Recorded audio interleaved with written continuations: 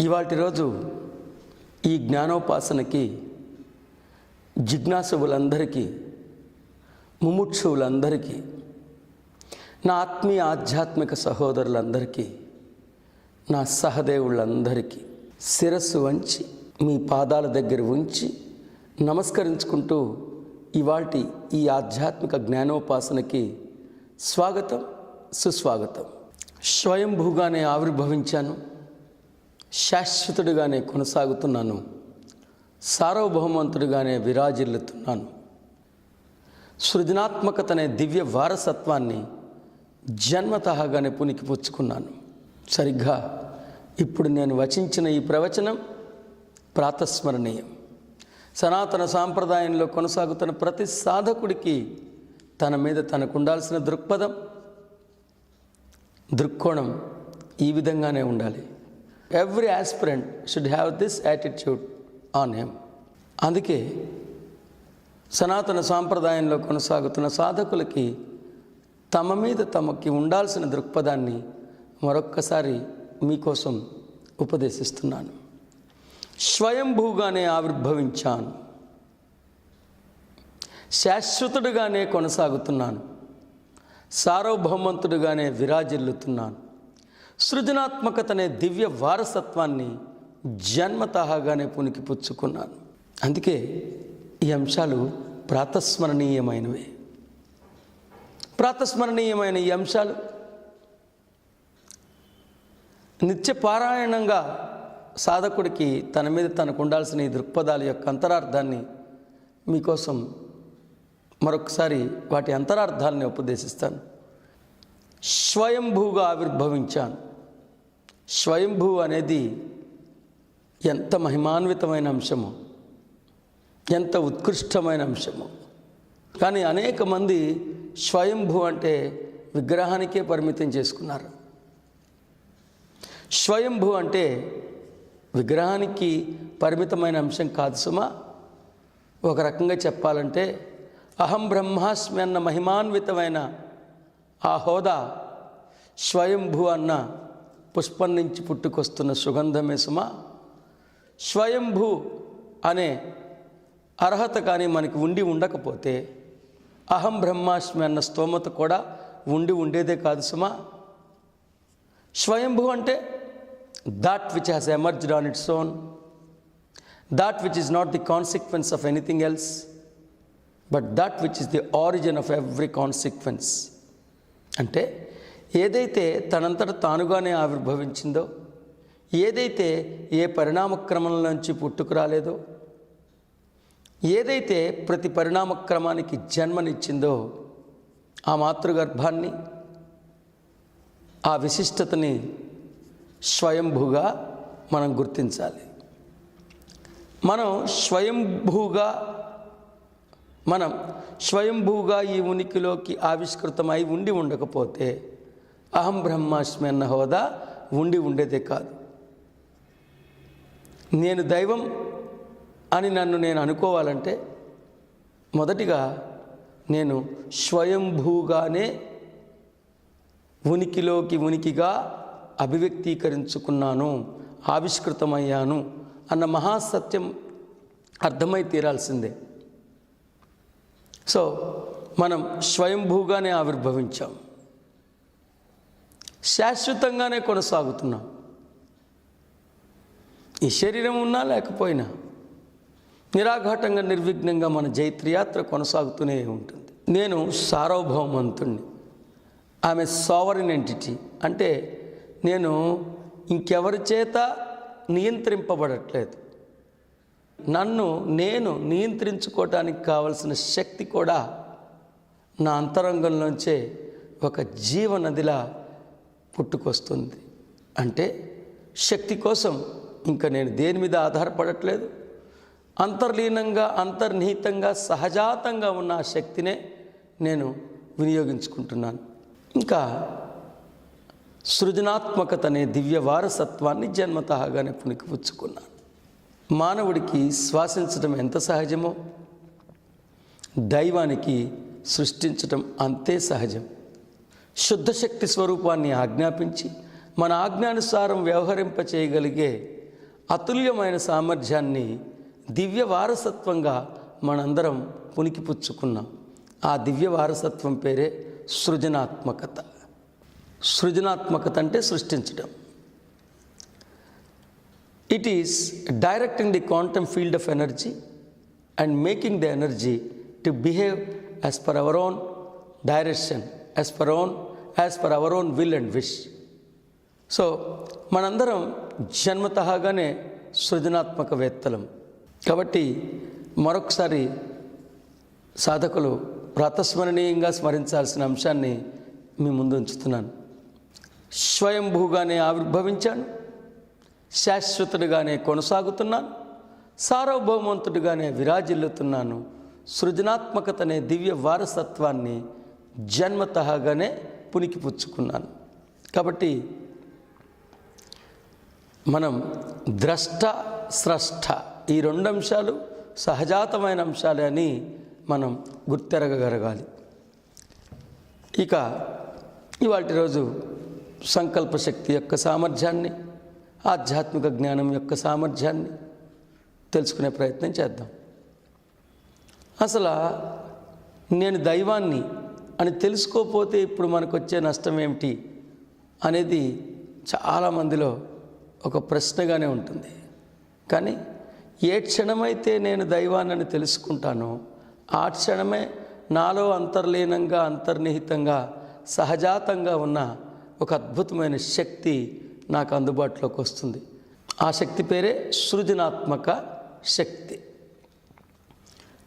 సృజనాత్మక శక్తి అంటే మన జన్మలో, జీవితంలో జరిగే సంఘటనలని మనం ఆశించినట్లుగా అవి జరిగేటట్లుగా తీర్చిదిద్దుకోవటం. మరొకసారి చెప్తున్నా, సృజనాత్మక శక్తి అంటే మన జన్మలో, జీవితంలో జరిగే సంఘటనలన్నింటినీ మనం నిర్దేశించి, దర్శకత్వం వహించి, మనం యోచించినట్లుగా, మనం వాంఛించినట్లుగా అవి జరిగేటట్లుగా తీర్చిదిద్దుకోవటమే సృజనాత్మకత. మానవుడికి దేవుడికి ఉన్నది ఒకే ఒక్క వ్యత్యాసం.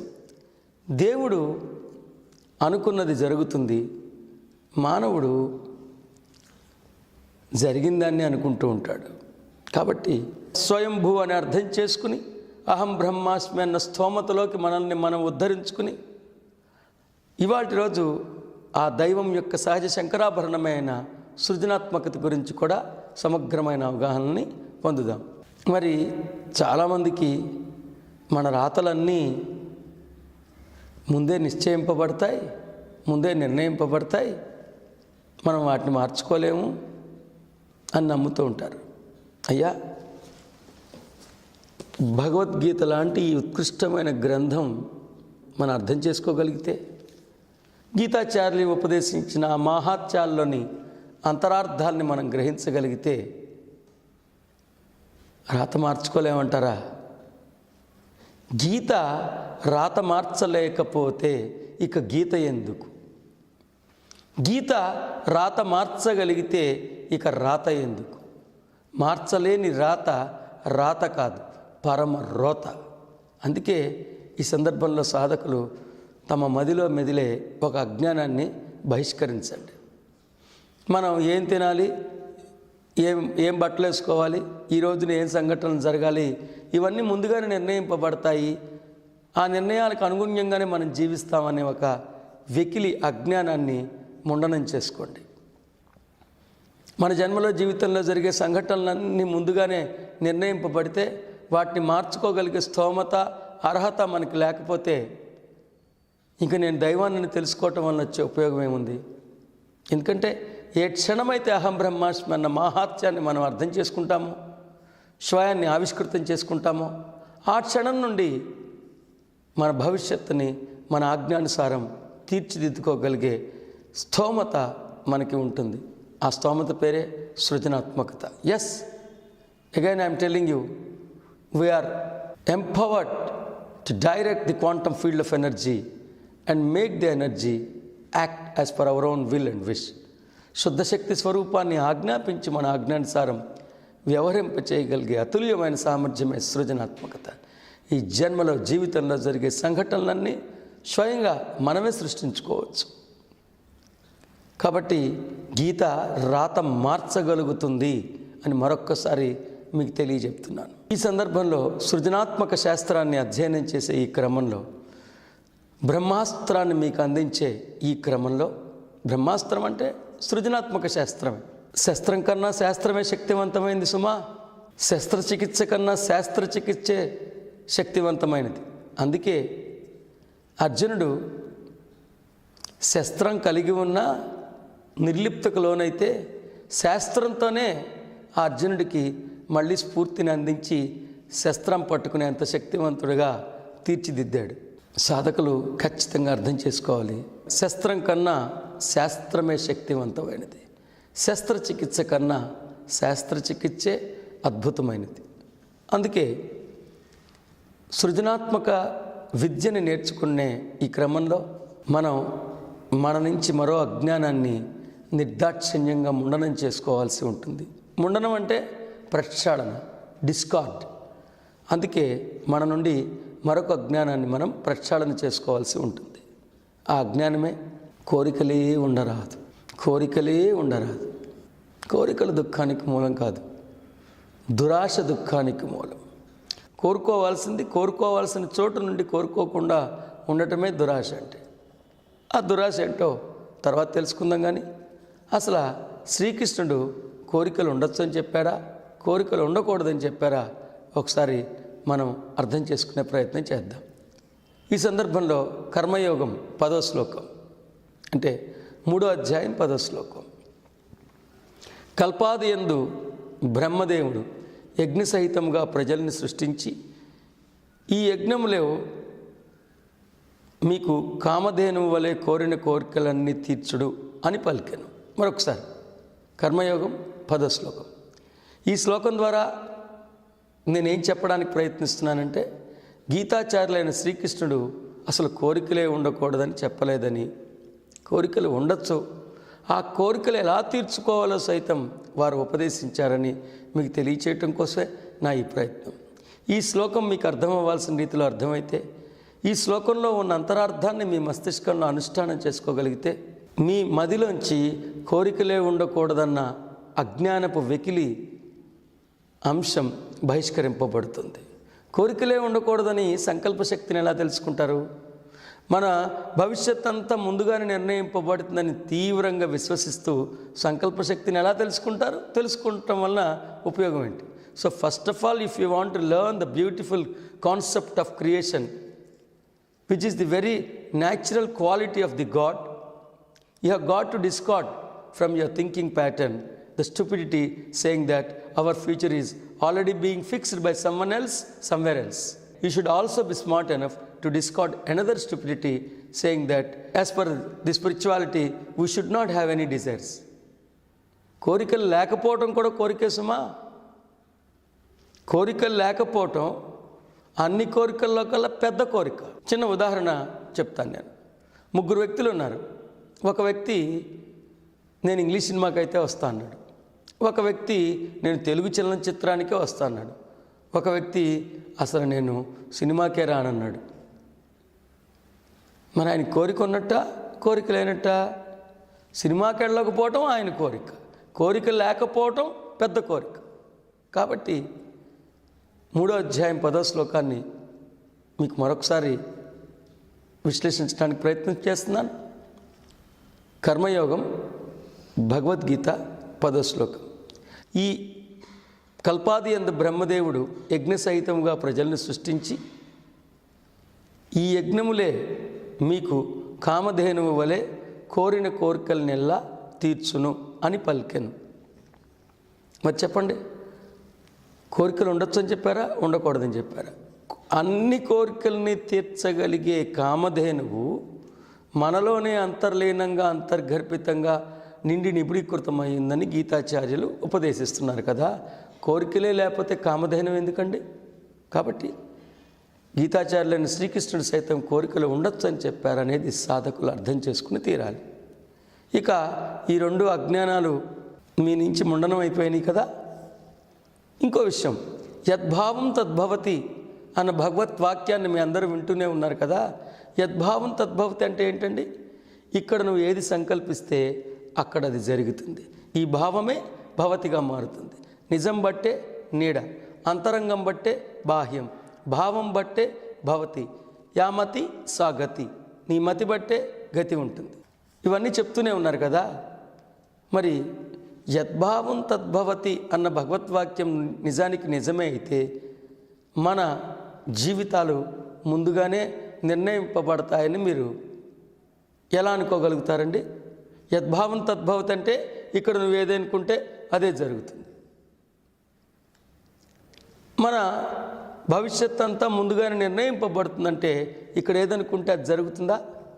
వాళ్ళు ఏది రాస్తే అదే జరుగుతుంది. కాబట్టి యద్భావం తద్భవతి అన్న భగవద్వాక్యాన్ని మీ మస్తిష్క కణజాలాల్లో అనుష్ఠానం చేసుకుని మన భవిష్యత్తు ముందుగానే నిర్ణయింపబడుతుందన్న అజ్ఞానాన్ని సాధకులు మననం చేసుకోవాల్సిందిగా ఈ సందర్భంలో సాధకులకి హితోపదేశాన్ని చేస్తున్నాను. మరి ఇప్పుడు ఆ సంకల్ప శక్తి అంటే ఏంటో తెలుసుకుందాం. ఆత్మశక్తిని నిత్య నిజ జీవితంలో వినియోగించుకోవటమే సంకల్ప శక్తి. సంకల్పం అంటే స్వయం యొక్క కల్పన, దైవం యొక్క స్థితిలో స్థితమై మనం వాంఛిస్తున్న వాంఛని అంతరంగంలో దృశ్యకావ్యంగా అనుభూతి చెందితే అప్పుడే అది ఇప్పుడే ఇక్కడే జరిగిపోయిందని పరిగణించగలిగితే, సరిగ్గా మన అంతరంగంలో అనుభూతి చెందిందే కాలక్రమంలో పదార్థ రూప జగత్తులో, దృశ్యమాన జగత్తులో సంభవంగా సంఘటనగా రూపుదిద్దుకుంటుందని సాధకులు గుర్తెరగగలగాలి, తెలుసుకోవాలి. మరొకసారి చెప్తున్నా, నేను దైవం అని తెలుసుకోవటానికి ఖచ్చితంగా ప్రతి మనిషి నేను దైవం అని తెలుసుకుని తీరాల్సింది. ఎందుకంటే అంతర్గర్భితంగా సహజాతంగా అలరారుతున్న సృజనాత్మకతనే ఈ జీవన నదిని తమ వినిమయంలోకి తెచ్చుకోవటం కోసం. సృజనాత్మకత అంటే సాక్షాత్తు ఆ దైవం స్వయంగా నేనేనన్న స్థితిలో స్థితమై చేసే తొలి సంతకం పేరే, తొలి ఆజ్ఞ పేరే. The first signature signed in the capacity of I am God can be termed as creation, the thought power, the visualization. అంటే ఎన్నో ఈ జీవితంలో ఇప్పటికే కొన్ని వందల వేల జన్మలు గడిచిపోయాయి. ఆ వందల వేల జన్మల్లో ఈ జన్మ కూడా ఇప్పటికే చాలా వత్సరములు రోజులు గడిచిపోయాయి. కానీ అవన్నీ గడిచిపోతూనే ఉన్నాయి. కానీ ఏనాడైతే నేను నా స్వస్వరూప స్వస్వభావ జ్ఞానాన్ని తెలుసుకుని స్వయాన్ని ఆవిష్కరించుకున్నానో ఉత్తర క్షణం నేను ఒక సృజనాత్మకవేత్తగా రూపాంతరం చెందాను. అంటే సాక్షాత్తు ఆ దైవం స్వయంగా నేనేనన్న నిజ దివ్య స్థితిలో స్థితమై మనం వాంఛిస్తున్న వాంఛని, ఆ వాంఛ యొక్క శుభ పరిణామాన్ని అంతరంగంలో దృశ్య కావ్యంగా అనుభూతి చెంది అది ఇప్పుడే ఇక్కడే జరిగిపోయిందని పరిగణించగలగటమే. అలా అనుభూతి చెందిందే కాలక్రమంలో బాహ్యంలో దృశ్యమాన జగత్తులో సంభవంగా సంఘటనగా రూపుదిద్దుకుంటుంది అన్న మహిమాన్వితమైన జ్ఞానమే సృజనాత్మకత అంటే. సృజనాత్మక శాస్త్రం గురించి సందర్భోచితంగా మీకు మరిన్ని అంశాలని తెలియజేస్తాను. ఇప్పటికీ స్వస్తి.